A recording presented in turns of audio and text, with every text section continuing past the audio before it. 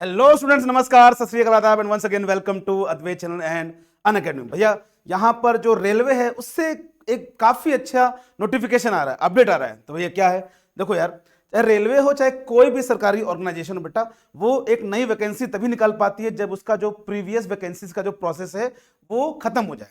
तो अभी तक क्या चल रहा था बेटा, जितने भी हमारे अलग अलग रीजन होते हैं रेलवे के, उसमें अभी जो वैकेंसीज थी उसको फिल किया जा रहा था बेटा, जो वेटिंग लिस्ट में बच्चे थे उनके थ्रू।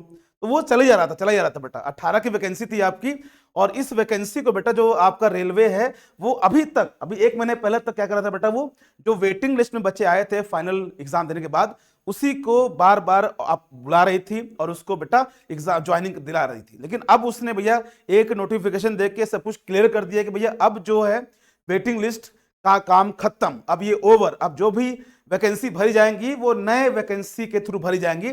तो अब ये इतना तो फाइनल हो गया, चलो यार, अब जो पुराने बच्चे जो वेटिंग लिस्ट में थे वो अब नहीं रिक्रूट किए जाएंगे दोबारा से जो उनको ज्वाइनिंग नहीं देनी है।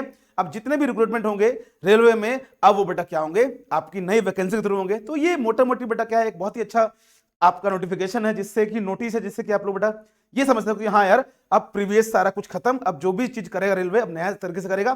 तो ये बेटा एक पॉजिटिव अपडेट दिया है रेलवे ने बेटा।